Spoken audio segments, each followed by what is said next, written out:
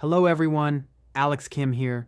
Let me walk you through what actually happened with US Mint pricing last week because the reaction in the market tells me most people are confusing two completely different products and missing the underlying mechanics of how silver eagles actually flow through the system. About a week ago, the US Mint pulled silver products off their website to reevaluate pricing. And when those products came back online, the numbers had moved significantly higher. Proof silver eagles are now listed at 173, uncirculated silver eagles at 169, and this is where I'm seeing confusion and frankly some anger from retail participants. The public narrative lags the positioning. What I mean by that is people saw headlines screaming about an 86% price increase on silver eagles overnight, often accompanied by images of tubes of bullion silver eagles. But what actually repriced were collector products, not the bullion products that flow through authorized purchasers to the broader market. Let me explain the structural difference here because this matters for understanding silver market mechanics. The silver eagles you see in tubes at your local coin shop or online dealer, those brilliant uncirculated coins that stack in monster boxes of 500 ounces, those were never sold directly by the US Mint to retail buyers in the first place. You cannot buy bullion silver eagles from the US Mint website. They don't list them.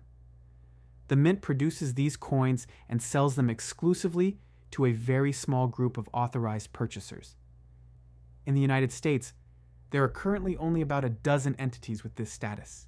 We're talking about firms like Amark, AppMex, Coins and Things, Dillon Gage, Fidelitrade, Jack Hunt Coinbroker, Manfred Tordella and Brooks, SD Bullion for gold only, and a handful of others.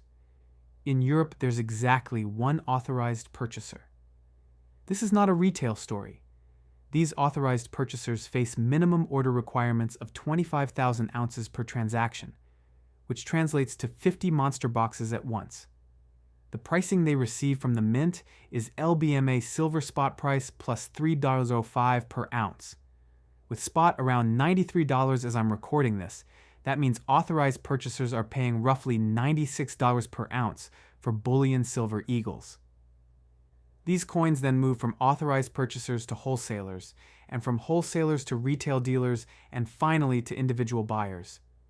In most cases, there are two intermediaries between the Mint and the end consumer.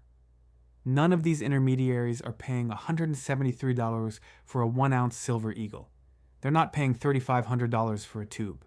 The $173 price that generated headlines refers specifically to proof silver eagles, which are collector products that come in presentation boxes with certificates of authenticity, struck with mirrored finishes and frosted devices using specially prepared dies. The $169 uncirculated product refers to burnished silver eagles with a West Point mint mark, also in collector packaging. These are fundamentally different products from bullion eagles, sold through different channels, serving different market functions. This isn't speculation. This is positioning. When you see the Mint charging $173 for a proof silver eagle against a $96 cost basis for authorized purchaser bullion, that $77 differential isn't a premium on silver eagles broadly. It's the collector premium on a specific numismatic product. Now, I understand the frustration. $173 for a 1-ounce proof silver eagle is an objectively high nominal price. But here's where market context matters.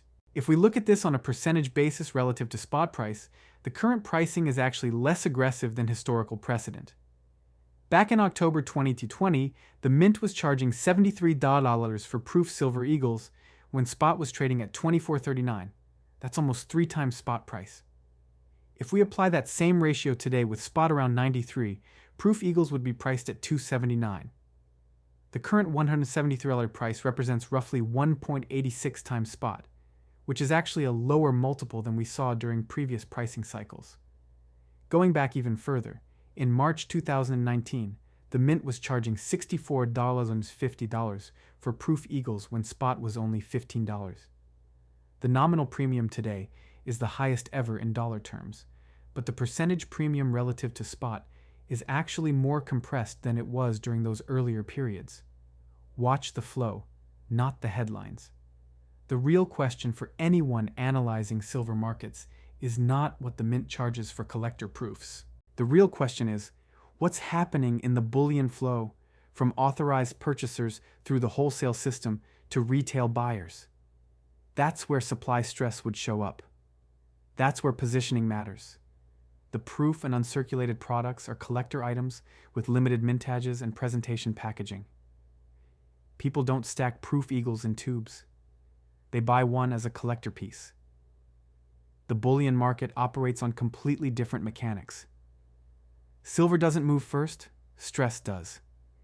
If we were seeing genuine supply constraints in the bullion channel, we'd see it in delivery premiums from authorized purchasers, in lengthening lead times at wholesalers, in widening bid-ask spreads at retail dealers. The mint's pricing on numismatic products doesn't tell us much about those dynamics. Institutions don't chase price, they manage exposure. What I want people to understand is that when the mint reprices collector products, that's a response to their own production costs, packaging costs, and demand for those specific limited mintage items. It's not a signal about the broader bullion market structure. The bullion pricing mechanism runs through authorized purchasers at spot plus $3.05, and that spread hasn't changed. The minimum order requirement of 25,000 ounces hasn't changed. The list of authorized purchasers hasn't expanded. Those are the structural constraints that would matter if we were genuinely seeing a repricing of physical silver availability. Now, does this mean retail buyers should ignore what's happening with mint pricing entirely? No. It means you need to separate the signals.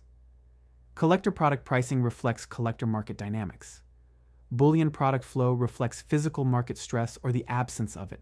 Right now, what we're seeing is a repricing in the collector segment while the bullion distribution mechanism remains structurally unchanged. The authorized purchaser list is so restricted that the mint isn't even accepting new applications. That structural bottleneck has existed for years. It's not new. The $3.05 premium over spot for authorized purchasers is relatively modest in historical terms, especially considering where retail premiums have traded during previous physical market stress periods. So when you see headlines about the US Mint increasing silver eagle prices by 86% overnight, the correct institutional framework is to ask which product, through which channel, serving which market function. The answer is collector proofs and uncirculated burnished coins sold directly to retail buyers through the Mint's consumer website, not bullion eagles distributed through the authorized purchaser wholesale system that supplies the broader stacking market. Whether $173 for a proof eagle represents value is a personal decision based on collector preference and numismatic interest. From a market mechanics perspective, what I'm watching is whether bullion premiums at the wholesale and retail level start widening materially beyond historical ranges, whether authorized purchasers face allocation constraints, whether delivery timelines extend, whether we see secondary market premiums on bullion products compress or expand. Those would be signals of actual supply stress in the physical silver market. The Mint's collector product pricing is a separate data point serving a separate market function. The confusion last week stemmed from conflating two different products with two different distribution channels serving two different buyer bases. That conflation creates noise that obscures the actual signal. The actual signal in silver markets right now is whether physical availability at the bullion level, the level that moves in 25,000 ounce minimums through authorized purchasers to wholesalers to dealers, whether that flow is experiencing stress or functioning normally.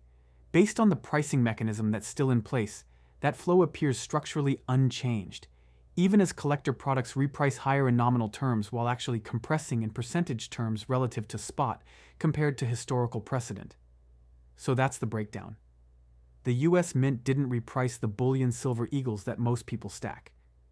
They repriced collector products that were already trading at multiples of spot and have historically traded at even higher multiples. The bullion distribution system still runs through a restricted group of authorized purchasers paying spot plus $3.05 with 25,000 ounce minimums, and that structural framework hasn't changed. Whether we see genuine physical stress in silver markets will show up in that wholesale flow and in retail delivery premiums, not in what the Mint charges for proof coins in presentation boxes. That's the institutional read on what happened last week and what it does or doesn't tell us about underlying silver market structure. If you understand the difference between bullion flow and collector pricing, comment flow.